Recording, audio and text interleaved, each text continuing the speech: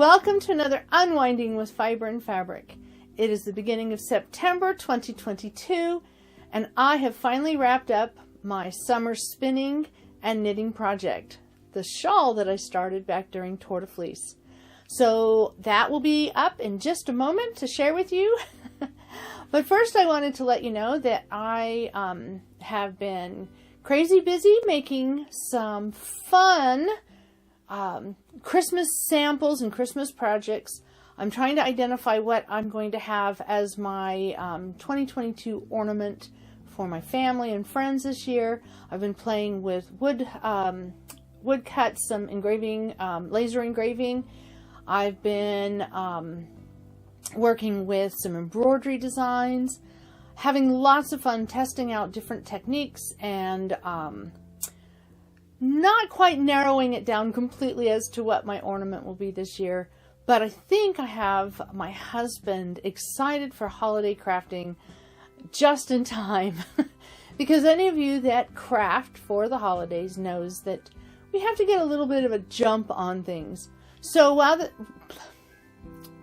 tongue-tied, rather than posting all of those pictures here, if you are interested in seeing some of the things that I am making or my husband is making as we test out and get ready for holiday ornament making and crafting, please check out my my Instagram channel and my Facebook page, Pioneer Lady at Pithy Ponderings. Both of those can be found easily just typing that in. It's a lot of letters to type, but I'm pretty much the only person out there. So Pioneer Lady at Pithy Ponderings, that I'm trying to post something every week or a couple times during the week, depending on how much I am getting done. But I'm not going to be showing all of those in this video. I will probably highlight some of them as we get closer to Christmas. But if you want the sneak peek, especially since I do think this upcoming week, or maybe even this weekend, I may be posting some pictures of the finished, I'm not going to call it an ugly Christmas sweater because I don't really think it's ugly, but it's maybe a tacky Christmas sweater. My son has asked for one of these unique items for this upcoming holiday season, and my husband was nice enough to model it for us. So I should be posting pictures of that in my Instagram in the upcoming days. But let's get on to the big reveal for this video.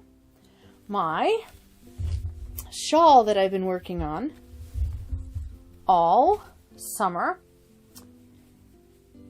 If you've been following my videos, you'll recognize this. This is the Cormo BFL Cross fleece that I prepped up for Tour de Fleece. There are videos of me spinning it, videos showing me with it in progress in the knitting, and I will be, as soon as this video is ready to upload, I will be posting the information in Ravelry with links to my blog and the free pattern, although I think it's better called a recipe, as I know that people in other countries call it, because I do not spell out the entire start to finish. I show you the routine, the recipe to make this. It's very simple. I sat down and checked my cast on and my increases.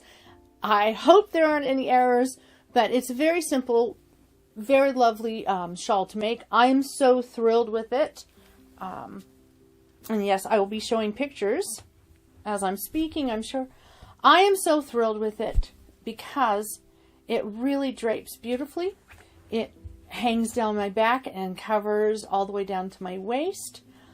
I like it so much that the other fleece that I haven't had a chance to spin that I bought early in the spring and talked about in one of my videos, I think I'm going to spin that up and make a second one. I'll probably spin it in its natural color of basically white, but I keep having suggestions from my family that maybe I should dye it after it's knit and maybe do a little bit of a not a traditional tie-dye, but something of that nature. Maybe like my t-shirt here. Something bright and happy and light. We'll see. So, future project there. But, as you can see from this shawl, it drapes beautifully. It's really a capelet. It's wonderful. It would fall in the category of a bed shawl, a crafting shawl. My arms are free. It stays in place. I don't need any kind of pin or brooch to close it. I can use one. I have photos that I'll be sharing that show where I've clipped it down the bottom, because it does cross over in the front, especially on if you were a smaller build than I am, it crosses over on me. But for a smaller build, this would cross over beautifully, and having a brooch pin on either side would be wonderful to keep it in place. So it'd be like a poncho, maybe even having a decorative brooch up here. So it turned out way better than I anticipated, way better than I ever could have dreamt when I cast on all those months ago during Tour de Fleece. But I was so thrilled. It had to be something that I wrote down. Again, it's a very simple recipe, very simple once you get to the 27 stitches. The key, in my case, and I suggest for others to do, is to have 4 of one color marker and 4 of another color marker. Because then you just have to remember the pattern of making an increase after the first 4, but before the second 4.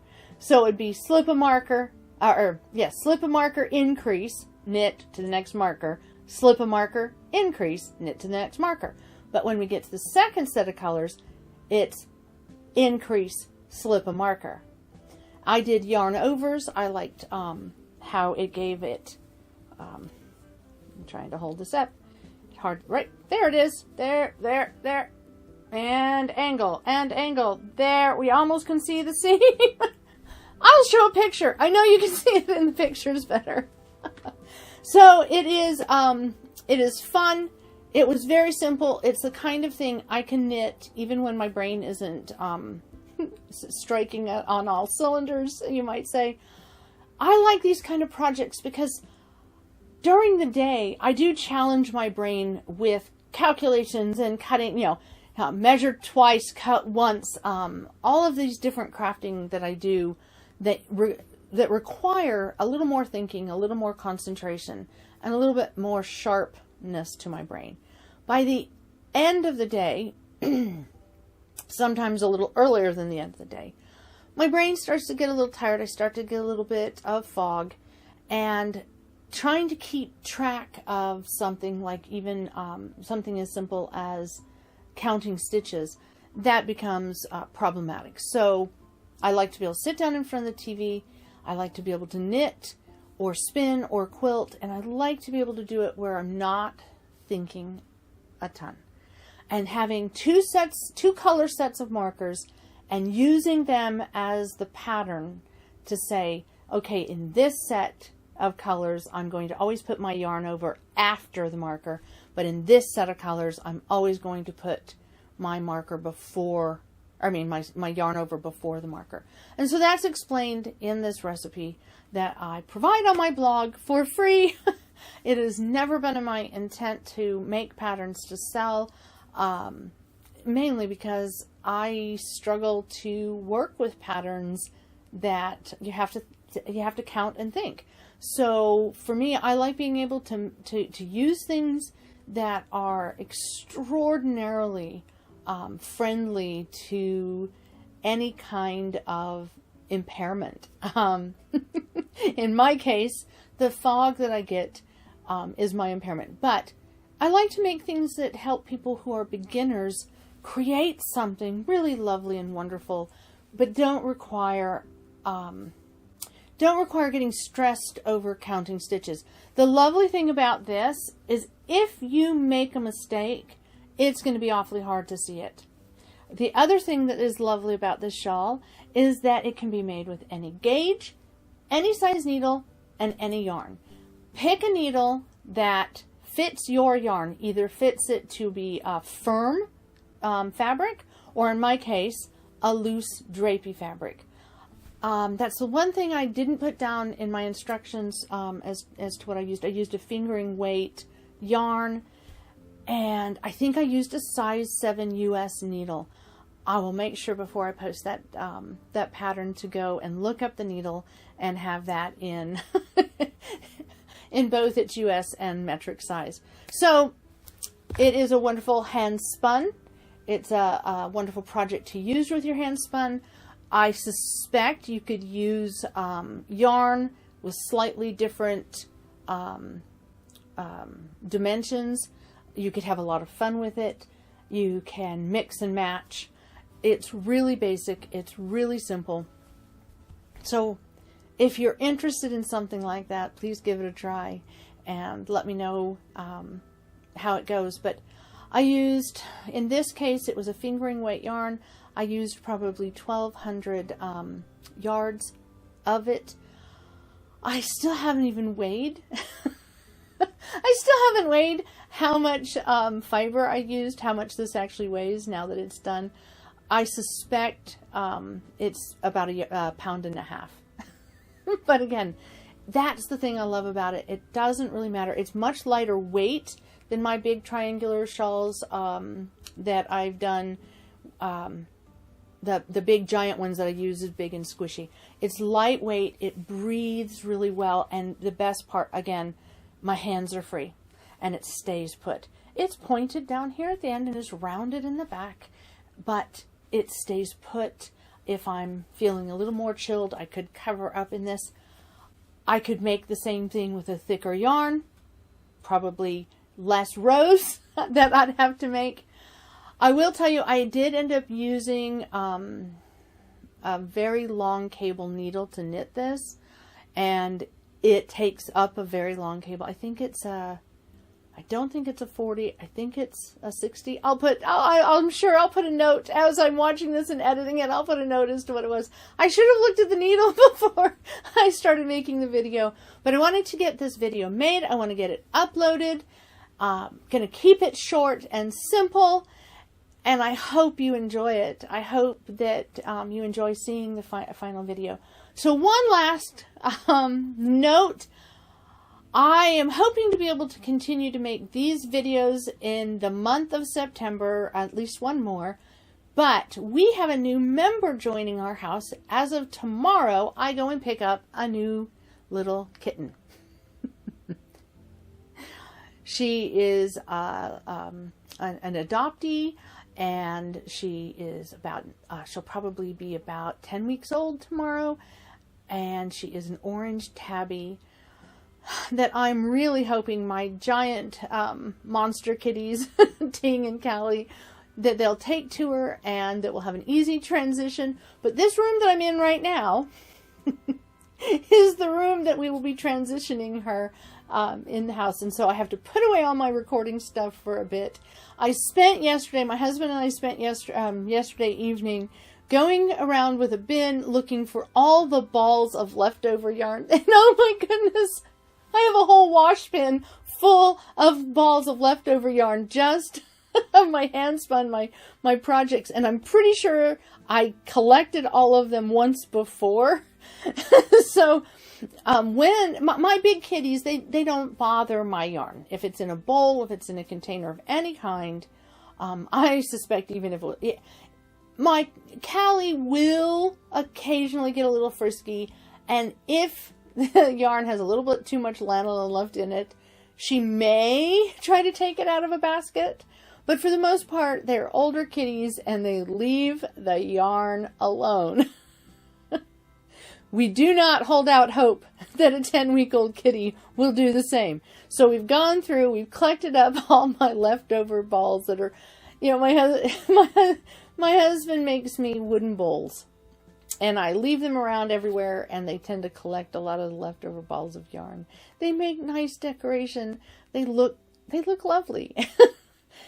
But we needed to collect all of them to get them off the floor, to not have them mistaken for cat toys. I'm hoping that she will learn good habits from my older kitties, and that she will leave my knitting alone. I'm sure I'll update you over the upcoming months and years if that is or is not the case. So I wanted to just share that wonderful news. We have the opportunity to adopt this little kitten, and so we're doing that. Oh yes, and one final thing. I'm going to include in the description of this video a number of links to some artisans that are local to my area. My husband and I had an opportunity to go and see Maker's Market, the Appalachian Maker's Market last weekend. It had jewelry makers and wood turners and soap makers and just all metal workers, including a blacksmith. And we just had a wonderful time. I could fill a video just with the stuff that we bought for Christmas that is stashed away for us to give to each other on Christmas. But I'm going to put their links in my description below. If you are looking for some wonderful Christmas gifts or birthday gifts or just any kind of holiday gifts or just a gift for yourself, please check out those links. The jewelry maker and the blacksmith and the I guess, yeah, you'd call her a soap maker. She had bath bombs and things of that nature. They just were just amazing. The artisan, the person who made the soap / bath bombs, etc., she used just the right amount of fragrance to make it pleasant but not overwhelm you when you walked into her booth. That I really greatly appreciated, to have that essence of scent and aroma, but not overwhelming. The jewelry maker, oh, I'm just blown away. Her wire work is amazing, and her choice of stones to match with the wire is just breathtaking. I will be showing the piece that my husband bought for me when I do a video, I'm sure closer to Christmas. But I really recommend, if you have an opportunity, to check out their sites. I will again try to link their sites. And then finally, the blacksmith. He makes marvelous knives and some cast iron trinkets and tools. Again, wonderful, beautiful work. And just, I'm in awe. So, I wanted to just mention, because that is something I was able to get out and do. It was a wonderful time. My husband and I haven't been able to take a drive like that in ages. The weather was nice. It was just a little bit on the warm side, but not too bad. Sun, lots of beautiful clouds. I took wonderful pictures, and it helped me refresh. It really helped me mentally refresh, and it challenged me to get out of my comfort zone just a little bit. It's been a while since I have been in any kind of large group, and there was a little bit of anxiety for me, but there was such positive energy in this fair, this market. There was such positive energy that it was well worth it. Right from the very beginning, one of the first things that we saw is a walking stick that was made by a local craftsman that was being used to fundraise for a local church. And my husband, I was drawn to it because it was very simple, very rustic, and it was clearly made with the use, not just as a walking stick to go hiking. No, this was made to be a walking stick for somebody who might have mobility issues. And it was designed with that thought and care in mind. And I so greatly appreciated the effort, the thought, the simplicity of it. And my husband bought that for me. I had taken a cane with me, a foldable cane with me, but this walking stick became the thing that got me through wandering around this market for the day. And I just am so happy to see people not only making things for fundraisers, because that's what this was for, but also really thinking about how it's going to be used. And for somebody who gets very fatigued easily at these events, it was wonderful to have a cane that was just tall enough that I could put both hands around it and lean forward and put my chin on the cane. It was lovely. It was a delightful day, and it was a delightful little surprise to find that.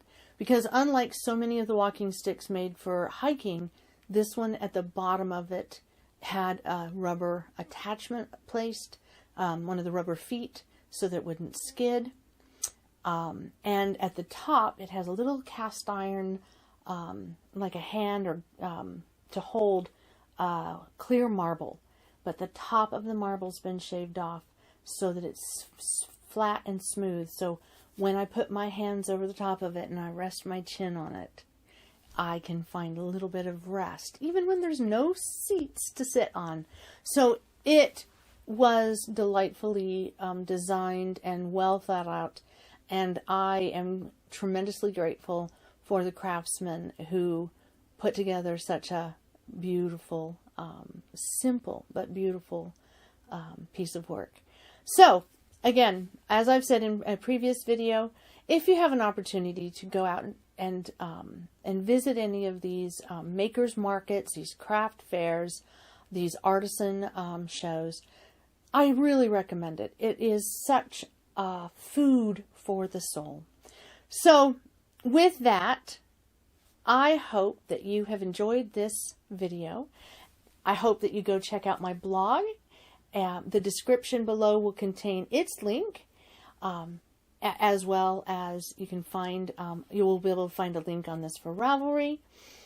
It is my Chilly Breeze Capelette. There, I should probably tell you the name. I hope that you take a moment to check it out, maybe even give it a try, and that you can find some time to unwind with fiber and fabric in your days ahead. Sending you my best wishes, and I hope that you will take time to check out my stuff and maybe even make a comment if you do try out the shawl. Until later, best wishes and happy unwinding with fiber and fabric.